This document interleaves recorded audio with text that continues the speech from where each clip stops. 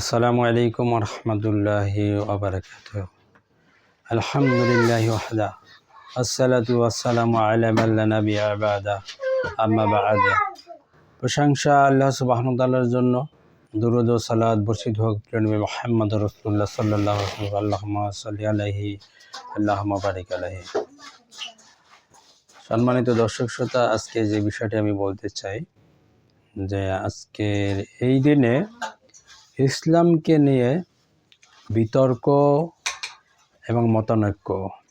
কেন আমাদের মাঝে এই মতানৈক্য, কেন এই বিতর্ক? ইসলাম তো এক। আল্লাহ সুবহানাহু ওয়া তাআলা সূরা নিসার 59 নম্বর আয়াতে বলছেন, ইয়া আইয়ুহাল্লাযীনা আমানু আতিউল্লাহ ওয়া আতিউর রাসূল ওয়া উলুল আমরি মিনকুম ফাইন তানাযাতুম ফি শাইইন ফারুদ্দুহু ইলাল্লাহি ওয়া রাসূলিহি ইন কুনতুম তু'মিনু বিল্লাহি ওয়াল ইয়াউমিল আখির। আল্লাহ সুবহানাহু ওয়া তাআলা বলছেন যে হে ঈমানদারগণ, তোমরা আল্লাহর অনুসরণ করো, রাসূলের অনুসরণ করো এবং উলিল আমরেরও।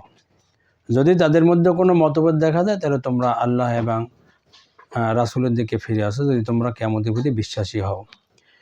তো আল্লাহ সুবহানাহু ওয়া তাআলা এখানে যারা ঈমানদার তাদের প্রতি বলছেন যে তোমরা আল্লাহর দিকে ফিরে আসো, আল্লাহর অনুসরণ করো, রাসূলের অনুসরণ করো এবং উলিল আমরও। যিনি উলিল আমর, তিনি শাসক হতে পারেন, তিনি আলেম হতে পারেন, তিনি মুহাদ্দিস হতে পারেন, কিন্তু যিনি শাসক, এক কথায় উলিল আমর যিনি, তার কথা যদি কোরআন এবং হাদিসের বিপরীত হয় তাহলে আল্লাহর হুকুম হচ্ছে আল্লাহ এবং রাসূলের দিকে ফিরে যাওয়া। এখন সমাজে দেখা যায় যে এক এক সময় একজন একটা মত দিয়ে থাকেন, কিন্তু যে মতটা বের হয় সেই মতটা নিয়ে এক একজনে এক একটা মতানৈক্য করেন।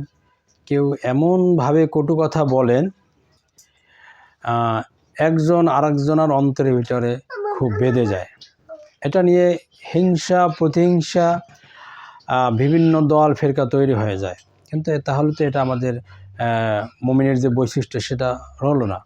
আমাদের বিবেচনা করা উচিত, কোনো ব্যক্তি যদি কোনো একটা কথা বলে আর সে কথাটাকে আমাদের আগে শুনতে হবে, সেই কথাটাকে যাচাই করতে হবে, সে কথাটা কোরআনে আছে কিনা, সে কথা রাসূল সাল্লাল্লাহু আলাইহি ওয়াসাল্লামের হাদিসে সহিহ সনদে আছে কি না, সেগুলো আমাদেরকে যাচাই বাছাই করতে হবে। সেগুলো যাচাই বাছাই কেউ না করি একজন আরেকজনকে গালাজ শুরু করেন, কিন্তু এটা তো মুসলিমদের বৈশিষ্ট্য নয়। মতানৈক্য থাকতেই পারে, কিন্তু আমরা যদি দেখি যে দুইজন বা তিনজন কোনো বিষয় নিয়ে মতানৈক্য করেছেন, আর সেই মতানৈক্য যদি কোরআন সুন্নাহের কাছাকাছি হয়, দুইজনই যদি কোরআন সুন্নাহ এবং সহিহ হাদিসের এবং কোরআনের উপরে থাকেন, আমরা দুইজনকেই প্রাধান্য দেব যে হ্যাঁ, আমরা বলবো হ্যাঁ ওনারটাও ঠিক আছে, ওনারটাও ঠিক আছে। কিন্তু এখনকার যে মতানৈক্য হয়েছে সেটা হলো কোনো ব্যক্তি কোরআন এবং হাদিসের আলোকে আলোচনা করছেন, তার কথা দালিলিক, তার কথা কোরআন এবং সুন্নাহ ভিত্তিক, কিন্তু তারপরও কোনো অন্য ব্যক্তি একটা আমল করছে, কিন্তু এই কোরআন এবং সহিহ সনদের যে হাদিসগুলো রয়েছে সে আমলের বিপরীত, কিন্তু তিনি সে কথা একবারেই মানতে নারাজ। যদিও তার কথা ভুল, কিন্তু সে ভুলটাকে তিনি প্রতিষ্ঠিত করার জন্য, সেটাকে সত্য প্রমাণিত করার জন্য তিনি বলিয়ান হয়ে যান। এমনকি এক মুসলিম আর এক মুসলিমের সাথে মারামারি করতে লিপ্ত হয়ে যান, কিন্তু এটা তো মুসলিমদের বৈশিষ্ট্য নয়। আমাদের বৈশিষ্ট্য থাকবে, কোনো ব্যক্তি যদি একটা আলেম কোনো কথা বলে সেটাকে আমরা কি করব, আগে শুনব, শোনার পরে সেটাকে আমরা কি করব, সেটাকে আমরা কোরআন এবং সুন্নাহর আলোকে যাচাই করব যে হ্যাঁ এটা কোরআনে আছে কিনা, এটা হাদিসে আছে কিনা। যদি দেখি কোরআনে এবং হাদিসে রয়েছে আলহামদুলিল্লাহ, সেটা আমরা সাদরে গ্রহণ করব, কিন্তু আমরা বলবো না যে হ্যাঁ এটা কোরআনে আছে, এটা হাদিসে আছে, কিন্তু আমাদের মাযহাবে নেই। এইটা হলো সবচেয়ে মূর্খতা। আমাদের ইমামগণ সম্মানীয়, আমরা তাদের প্রতি সম্মান করি, তাদের প্রতি আমাদের ভালোবাসা সবসময় থাকবে। তারা কোরআন এবং সুন্নাহ অনুযায়ী তারা কোনো কিছু একটা সমাধান দেওয়ার চেষ্টা করেছেন। হয়তো দেখা যাচ্ছে যে কোনো বিষয়ে কোনো ইমাম সে বিষয়ে পৌঁছাতে পারেনি, কিন্তু তিনি যে চেষ্টা করছেন আল্লাহ সুবহানাহু ওয়া তাআলা তাকে তো সেই জন্য এক নেকি দিবেন। আর যদি তিনি সঠিক চেষ্টা করে তার সমাধানে উপনীত হতে পারেন, আল্লাহ সুবহানাহু ওয়া তাআলা থেকে 2 নেকি দেবেন। কিন্তু তিনি তো গুনাহ করবেন না, কারণ তিনি মুস্তাহিদ। কিন্তু এগুলো নিয়ে জনসাধারণ মাঝে যদি কেউ ফেসবুকে একটা পোস্ট করে, সেই পোস্টটা নিয়ে জনসাধারণ মনে হয় যেন তারা মুস্তাহিদ এমন একটা বিষয় শুরু করেন, যেগুলো একদম মোটেও ঠিক নয়।